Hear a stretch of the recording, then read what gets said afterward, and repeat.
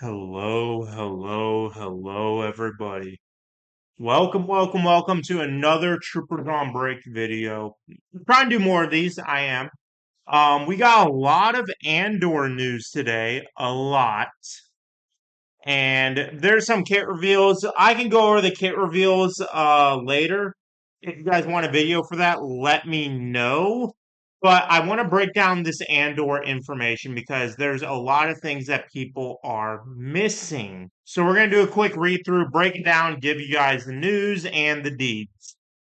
Hello, Holotable heroes. As we prepare to enter the era of Andor, we have spent a lot of time analyzing the feedback from our 10th anniversary launch. While we are taking a conservative approach to change for this era, we are implementing several key quality of life adjustments to reduce friction, protect players from overspending too early, and provide a clear roadmap for progression. Now, if you think this is going to be a video of me just reading all of this for a third time, yeah, y'all got me messed up. Y'all got me messed up. So basically, I will sum it up. So we're going to be getting summoned units with the era characters. So basically, what does that mean for Coliseum? In Coliseum, there's going to be more variation, strategy, and teams. So with the Rebel fighters that are coming into the game, we're going to get some summoned units like Pow, Saw, Cinta, and Veil, and they're going to be summoned in all of the tiers based on your highest era level character. That is the plan. That is the plan as of right now. And then it's the same for ISB, so Imperial Probe Droid, Krennic, KX, and Partagaz. So Krennic and IPD, they're not part of the era, just like how POW and SAW aren't. But they are going to be brought into Coliseum, and you're going to use them in the era game mode. That's where that loaned unit mechanic came in that we saw in the data mines, right? And then more ways to play the era challenges. There's going to be 4 system feats. So the era challenges, I don't know what this means. I'm gonna look into this more. 4 feet system for the era challenges. Maybe it's gonna be so that there's more rewards. I'm hoping that's the case. Um, and then clear roadmap for Cassian and Andor. They're being more transparent. I like that. So tier 1 for Cassian, it's gonna be 1 through 5 at 4 stars, era level 45. Simple. Require 1 through 5, and then tier 2, 5 stars. It's going to be era level 55. And then tier 3 is going to be 6 stars. And then it's going to be era level 80, era level 70. And then that's going to get Cassian up to 6. And then tier 4 is going to be era level 85 again. Upgrade Cassian to 7 stars.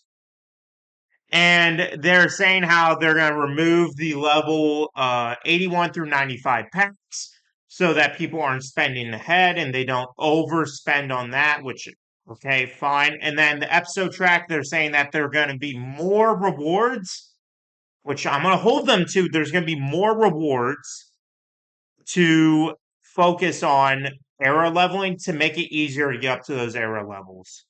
And then transitions of legacy.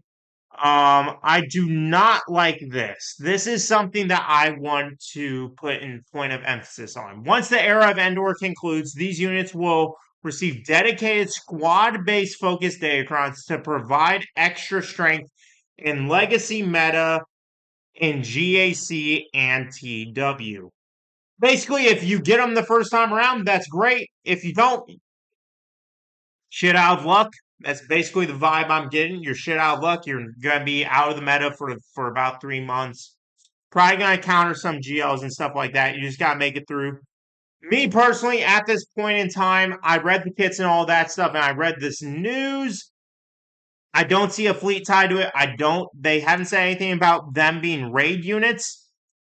And they haven't said anything about them being needed for the next GL, which I assume because it's a little early, and this era is going to end around May.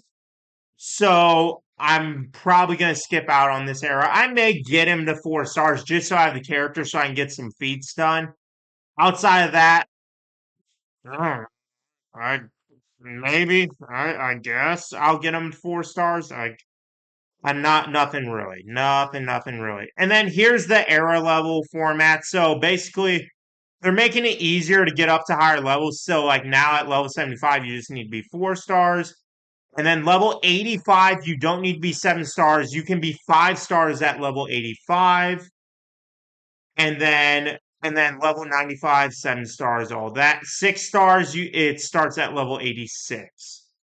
But remember, for the event, you need to be level 85 and have your marquees at 7 stars still, but you still get some flexibility. You're still getting some flexibility out of that, which is nice. So, I mean, it's okay. And then you put the Zetas at level 85 still, which is nice. That does not include Omicron still. We do have confirmation on that.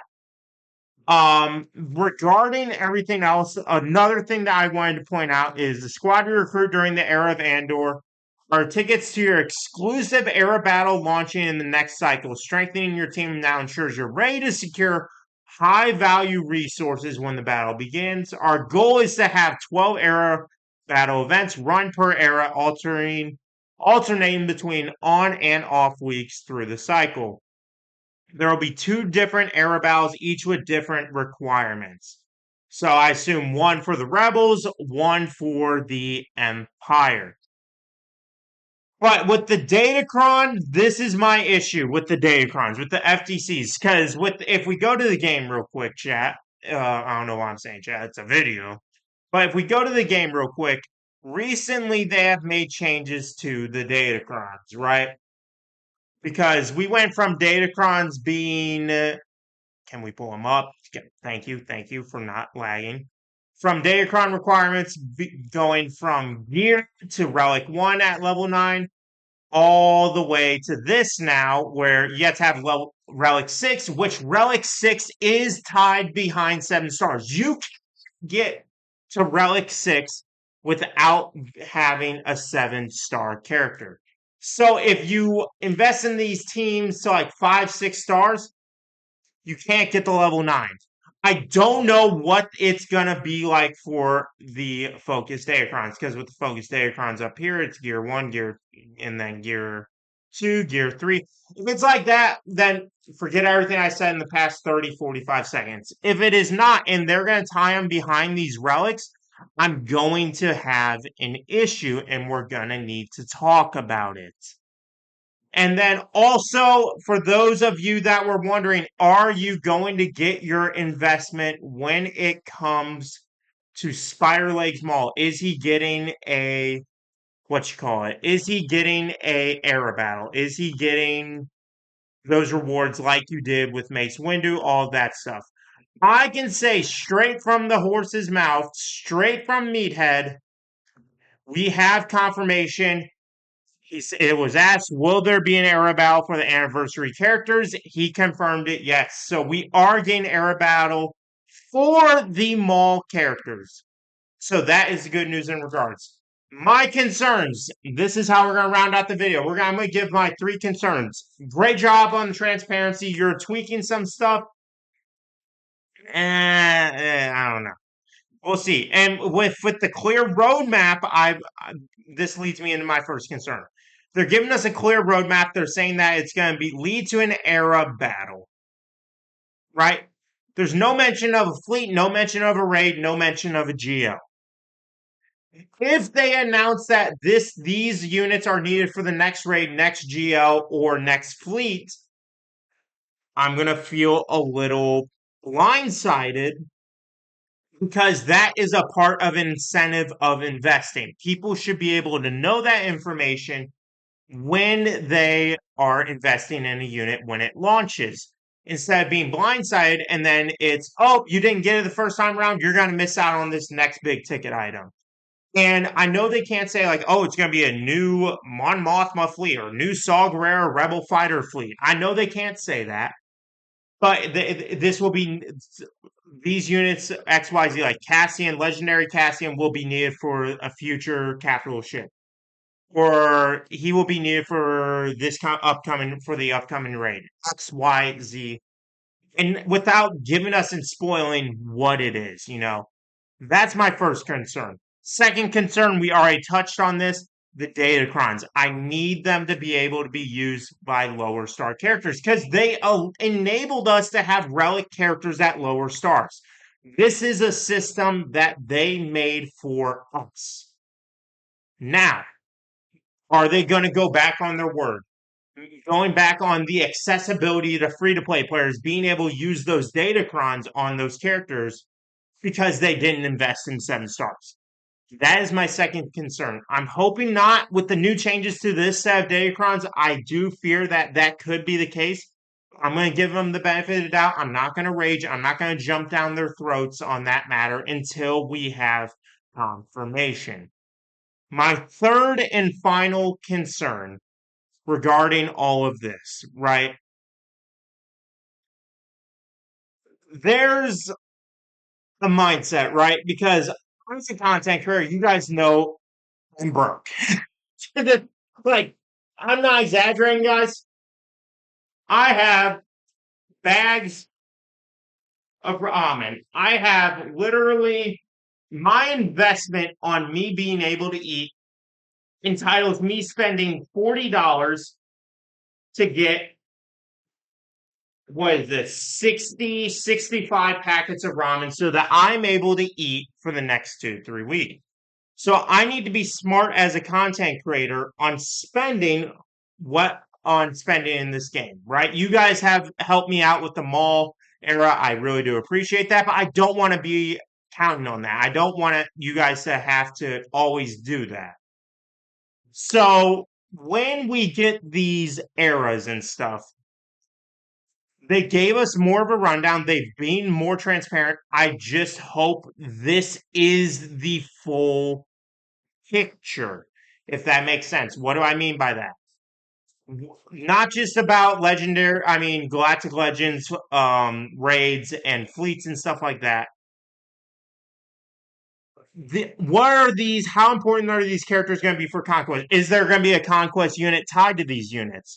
I mean, we could say since they didn't mention it, it's not going to be there. We could give them that benefit of the doubt, but there's been a lot of times in the past CG has released something and they've withheld stuff. Like when they did the Relic Delta testing with the content creators were not aware of the fact of the Coliseum, of the era leveling, and stuff like that.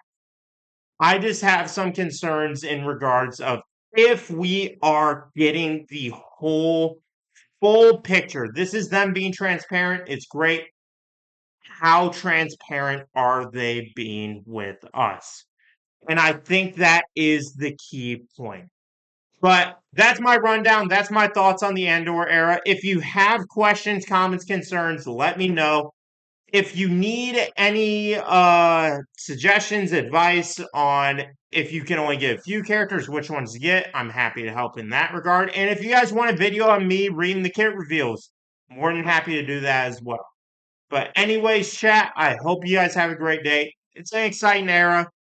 Most likely, I'm gonna skip out on the era. I may get them to 4 stars, whatever, because I'm gonna get the episode pass, and then I'm gonna be getting what I have to buy 2 packs to get them to 4 stars. That may be the case, but I hope you guys have a great day. Let me know your thoughts down below. What your thoughts are on the Andor era. Thank you for watching, as usual, and I hope you guys have a great day. God bless y'all, and may the force be with you. Peace. Bye.